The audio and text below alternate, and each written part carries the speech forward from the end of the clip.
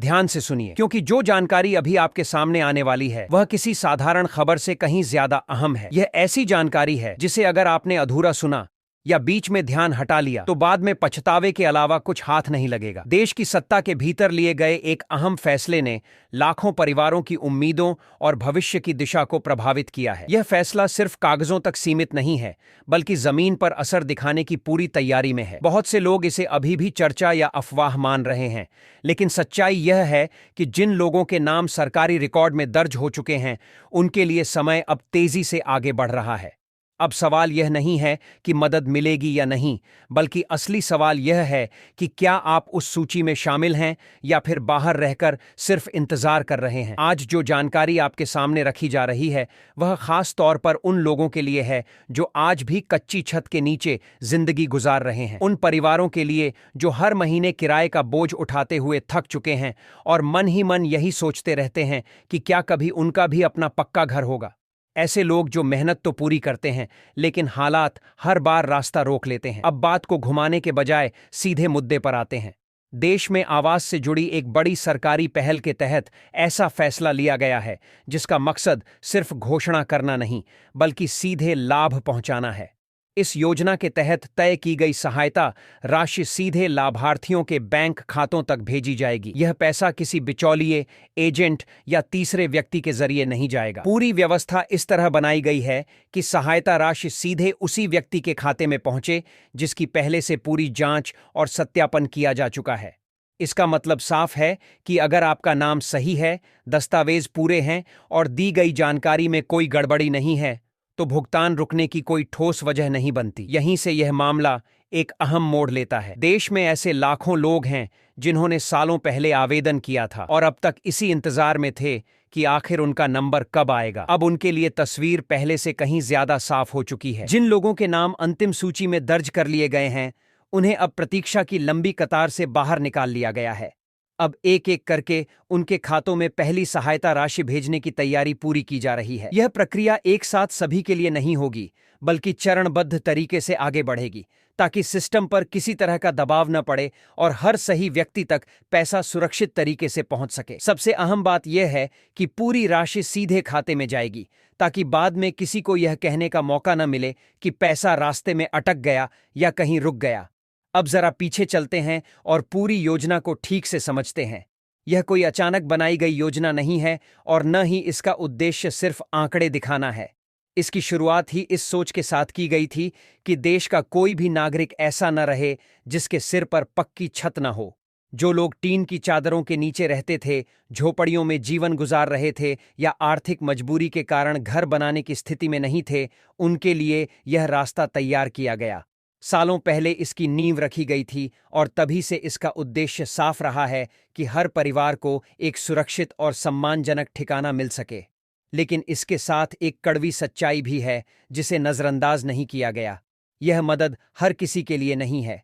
इसके लिए कुछ साफ और सख्त शर्तें तय की गई हैं जिन्हें पूरा करना जरूरी है। लाभार्थी की उम्र इतनी होनी चाहिए कि वह अपनी जिम्मेदारियों को समझ सके। वह किसी भी प्रकार की सरकारी नौकरी से जुड़ा हुआ नहीं होना चाहिए, क्योंकि यह सहायता उन्हीं लोगों के लिए बनाई गई है जिन्हें वास्तव में सहारे की जरूरत है। देश की नागरिकता अनिवार्य है और सबसे अहम शर्त यह है कि लाभार्थी या उसके परिवार के नाम पहले से कोई पक्का मकान या जमीन दर्ज नहीं होनी चाहिए। परिवार की स्थिति भी इस योजना में अहम भूमिका निभाती है।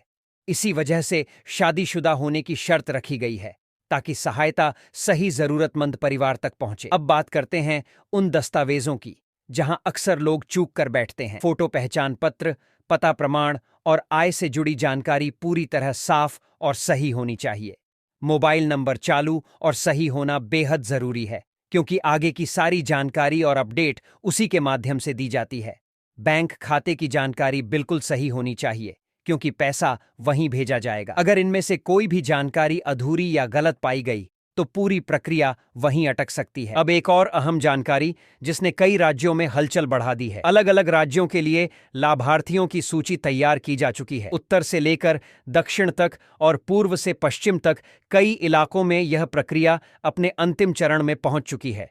गांव हों या शहर, हर जगह खातों को तैयार रखा गया है ताकि तय समय पर पैसा बिना किसी रुकावट के भेजा जा सके। कुछ राज्य ऐसे हैं जहां इसका असर सबसे ज्यादा देखने को मिलेगा, क्योंकि वहां जरूरत भी अधिक थी और तैयारी भी पहले से पूरी कर ली गई थी। अब सबसे ज्यादा पूछा जाने वाला सवाल यही है कि पैसा आखिर आएगा कब? इसका जवाब साफ और स्पष्ट है। साल खत्म होने से पहले सारी औपचारिकताएं पूरी कर ली जाएंगी और नए साल की शुरुआत के साथ ही पहली सहायता राशि भेजने का काम शुरू कर दिया जाएगा। यह कोई अंदाजा या अफवाह नहीं है, बल्कि तय प्रक्रिया के तहत किया जा रहा काम है। अब सवाल आपसे है, क्या आपने अपने बैंक खाते की जांच की है? क्या आपको पता है कि आपका नाम सूची में है या नहीं? क्या आपने वे छोटे लेकिन जरूरी काम पूरे कर लिए हैं जिनकी कमी बड़ी मदद को रोक सकती है? अक्सर लोग बाद में कहते हैं कि उन्हें जानकारी नहीं थी, लेकिन सच यह है कि मौका किसी का इंतजार नहीं करता।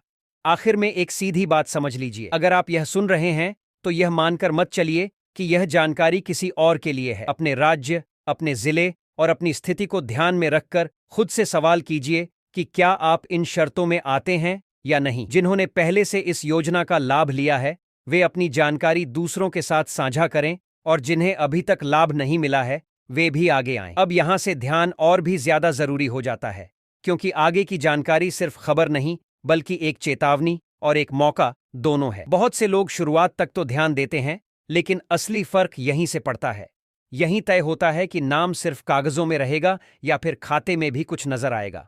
अगर कोई यह सोच रहा है कि बाद में देखेंगे, तो यही सोच सबसे बड़ी गलती साबित हो सकती है। अब उस सच्चाई को समझिए जिसके बारे में बहुत कम लोग खुलकर बात करते हैं। सूची में नाम आ जाना आखिरी पड़ाव नहीं है, असली प्रक्रिया तो वहीं से शुरू होती है। कई बार सब कुछ सही होने के बावजूद सिर्फ एक छोटी सी लापरवाही पूरी सहायता को रोक देती है, और यह लापरवाही अक्सर बैंक खाते से जुड़ी होती है। अगर खाते का सत्यापन पूरी तरह सही नहीं है, तो सिस्टम पैसा भेजने से पहले ही रुक जाता है। याद रखिए, यह योजना सिर्फ ईंट और सीमेंट की बात नहीं करती। यह सुरक्षा, सम्मान और एक स्थायी पहचान से जुड़ा मामला है। इसी वजह से इसे सख्त नियमों के साथ लागू किया जा रहा है, ताकि मदद सही हाथों तक पहुंचे।